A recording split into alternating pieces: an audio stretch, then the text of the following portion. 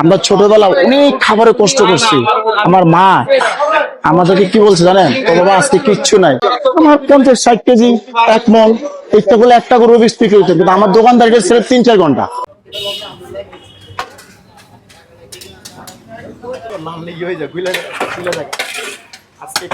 এই মুহূর্তে কোথায় আছি? এই মুহূর্তে আছি আমার বেশ পরিচিত একটা জায়গা মতিঝিল, এবং মতিঝিলের কোথায় আছি? মতিঝিলের সেই জায়গায় আছি যে জায়গাটায় এটাও আমার পরিচিত জায়গা।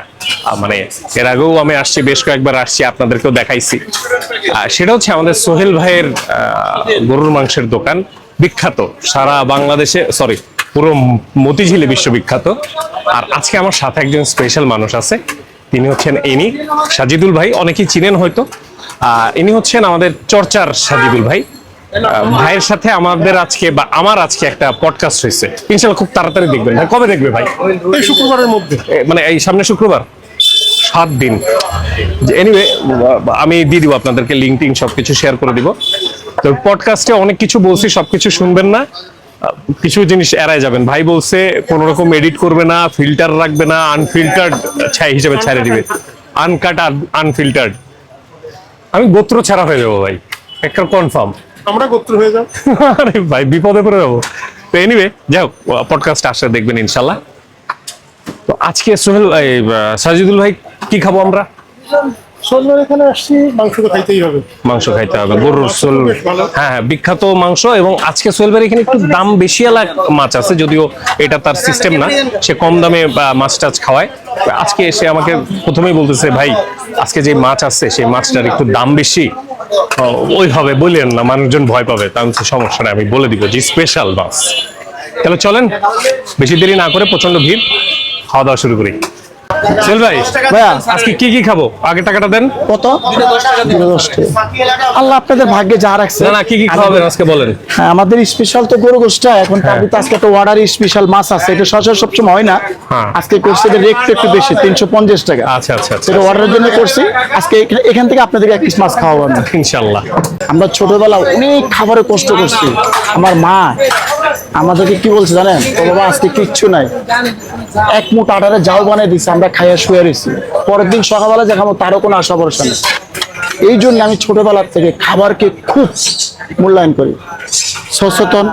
এমনকি খাবার যে মানুষ খেলে কি হয়, একটা খাবার কিভাবে মানুষকে খাওয়াইতে হয়, একটা মানুষকে কিভাবে একটা আপ্যায়ন করতে হয়, আমি ছোটবেলা থেকে এই জিনিসটা শিখছি। কারণ খাবারের কষ্ট পাইয়া বড় হয়েছি। সবসময় মনে রাখবেন, পৃথিবীতে যার মন সুন্দর তার সব সুন্দর হবে, যার মন ভালো না তার কিছুই ভালো হবে না। আমি আমার খাবারটাকে আমি মনের সাথে জড়াইয়া ধরি, যে আমার এই যে দেখেন এখানে যেসব লোকগুলা খাচ্ছে, এরা কিন্তু আমার এখানে না খাইলেও পারে, ভালো ভালো বিএপি রেস্টুরেন্ট খাইতে পারে, কিন্তু আমি গরু গোশ ভাত এখানে আপনার 16 টাকার থেকে বিক্রি আরম্ভ করছি। গরু গোশ ভাত 16 টাকা, ভাড়ি ভরে দিছি, মন বেড়ে খাওয়াইছি। ওই ওই ওই 16 টাকা গরু গোশ ভাত যারা খাইছে তা অনেকে চাকরি ছেড়ে চলে গেছে, কিন্তু কোনো কারণবশত যদি ঢাকা আসে আমার এখানে একবেলা ভাত খাওয়া যাবে। আর আমি দেখলে ওনাদের কোনো বিল রাখিও না। ওই একজন পাকনা চুলাল আছে, ওইটা নাহলে 20-25 বছর ওই জিগান, নাহলে 20-25 বছর। সোহেল ভাই প্রতিদিন কত কেজি গরুর মাংস যায় আপনার?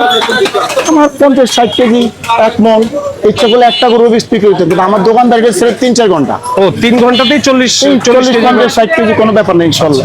এটা কত টাকার প্যাকেজ দিচ্ছেন ভাই? প্যাকেজ আছে শুধু গরু 230 টাকা। কত টাকা? এখানে 230 টাকা। 230 টাকা, আচ্ছা আচ্ছা, মানে 33 টাকা খাবেন আপনি ইনশাআল্লাহ। কয় পিস দেন আপনারা? কয় পিস দেন? বড় পিস হলে আপনার 6-7 টুকরা, 6-7 টুকরা, আর ছোট পিস হলে 8-9 করে।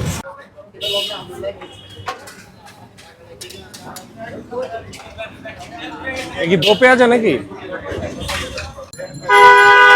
170 দিলে টাকা আরে আমার 170 স্টুডেন্ট থেকে এই দুটো এটা খাওয়াচ্ছে।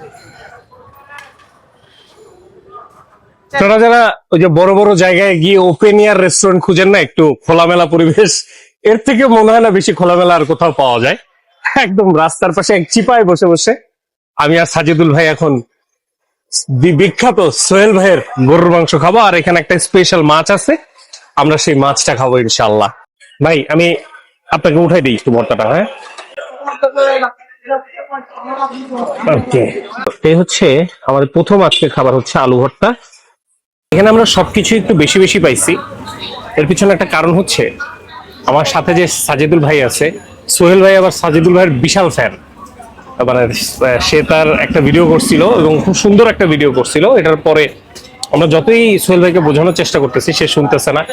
তার ভালোবাসার কমতি সে করতে পারতেছে না। ভাই, কেউ যদি আলু ভর্তার রিভিউ চায়, ওটা কিভাবে দেওয়া যায়?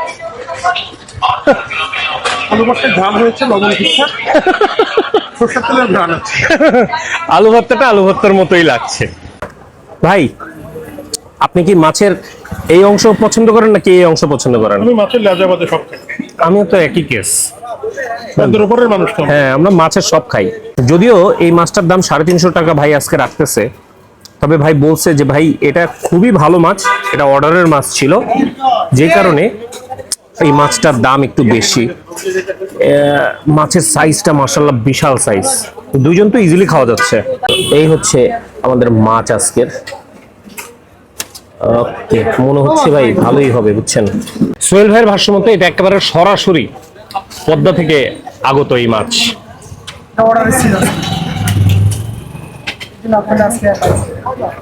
আমি বলবো না, সাজিদুল ভাই বলবে। ভাই, মাছটা মুখে দিছেন কেমন? তার আগে একটু বলি, আমি এখানে সোহেল ভাইয়ের মাছ রান্নাটা দেখছি আগে যখন ভিডিও করতে এসেছিলাম। উনি যে কাজটা করেন, মাছটা ভেজে শুধু ঝোলের মধ্যে চোবান না, মাছটা অনেকক্ষণ ধরে মানে মশলা কষিয়ে মাছটাকে একটু যত্ন করে রান্না করেন, সেই যত্নটা আমি পাচ্ছি। এবং আলাদাভাবে মাছের স্বাদটা কিন্তু দুর্দান্ত, একদম একদম। 350 টাকা দামটা রাস্তার ধারে দোকানের জন্য বেশি, আপনারা যারা দেখছেন তাদের জন্যও বেশি, কিন্তু একটা মাছ দুইজন খাওয়ার জন্য খুব বেশি না। আর এটা সবসময় পাওয়া যাবে না। হ্যাঁ, যেটা রেগুলার পাওয়া যায় সেটাও কিন্তু একই ক্যাশন দিয়ে উনি রান্না করেন। ফার্স্ট ক্লাস মাছটা একটা মানে ভালো ফ্লেভার তো আছে, একটা মিষ্টি ভাব চলে আসছে, যেহেতু পেঁয়াজের পরিমাণও বেশি এবং মাছের স্বাদটা খুবই সুন্দর। আমি খুব তার গরুর মাংসের তো আমি আগেই ফ্যান ছিলাম, এখন আমি তার মাছের একজন বড় ফ্যান।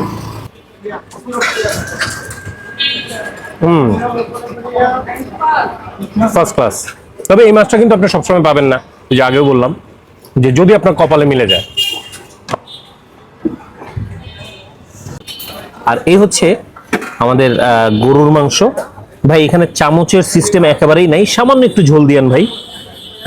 এই হচ্ছে আমাদের সোহেল ভাইয়ের গরুর মাংস, এবং একেবারেই বাবা বাবা বাবা বেশি নরম। বাহ, আমি সোহেল ভাইকে তখন বলতেছিলাম কি যে ভাই, মাংসটা কি একটু নাড়াচাড়া দেওয়া যাবে? তো তখন সোহেল ভাই বললো যে ভাই, বেশি একটা নাড়াচাড়া দিতে পারবো না, নাড়াচাড়া দিলে ভেঙে যাবে মাংস।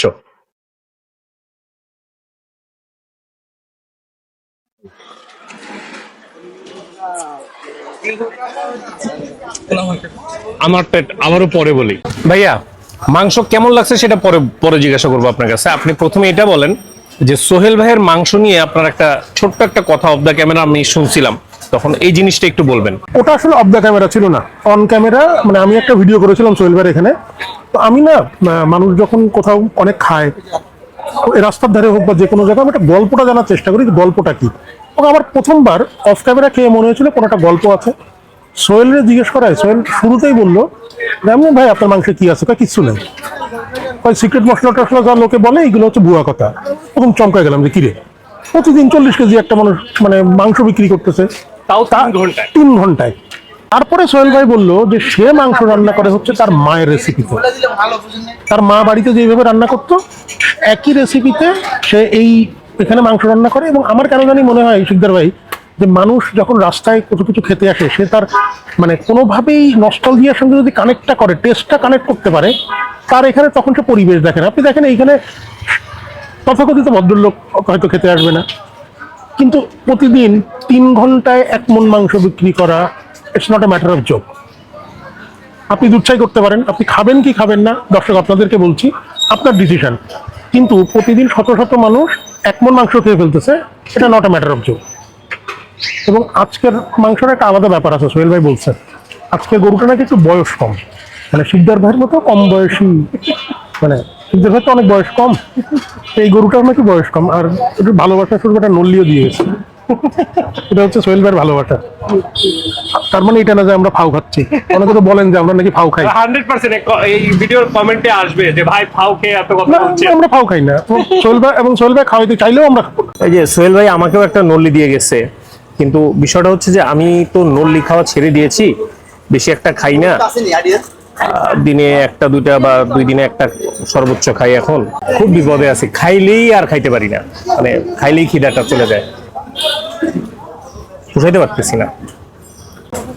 এই হচ্ছে আমাদের সোহেল ভাইয়ের সেই নল্লি এবং নরম নরম মাংস দিয়ে একটা বিশেষ লোকমা। ওহো,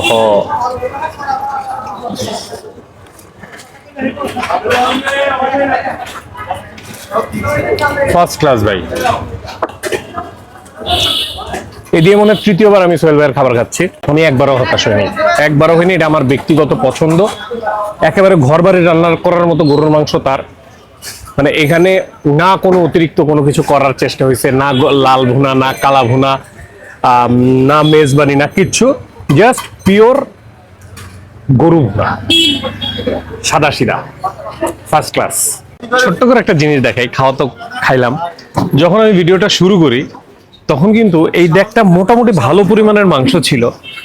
আপনারা এখন ড্যাগের পরিস্থিতিটা দেখেন, জাস্ট মনে হয় 4-5 পিস হাড্ডি আছে আর অল্প কিছু হাড্ডিস আর মাংস আছে ছোট ছোট, ড্যাগ শেষ। জাস্ট এখান থেকে গিয়ে আমি খাইছি, খাইয়ে উঠে আসে দেখি ড্যাগ শেষ। এই পরিমাণ, মানে আর কি বলবো। আমি আর সাজিদুল ভাই এখন এই যে কুলফি মালাই খাবো।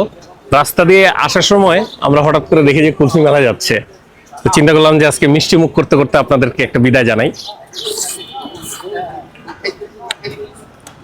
ভাই এটা কুষ্টিয়ারটার মতো তো অবভিয়াসলি না, তারপরেও বেশ খানিকটা ঘনত্ব আছে কিন্তু ভাই। হ্যাঁ, গুঁড়া দুধটা একটু ভালো পরিমাণ দিছে আর কি।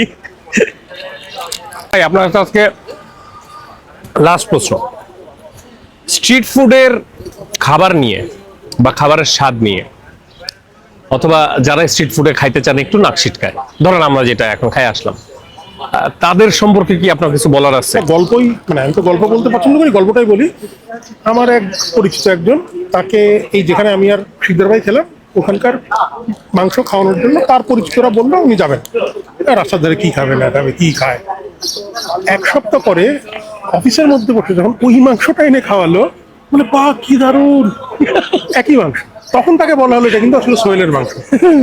নাক আপনি শিটকাতে পারেন, আপনার নাক আপনি শিটকাবেন, আমার নাক আমি শিটকাবো না। আমি আর শিকদার ভাই যেটা বিশ্বাস করি, আমরা খাবারকে ভালো না লাগলে বলি ভালো না, অশ্রদ্ধা করি না।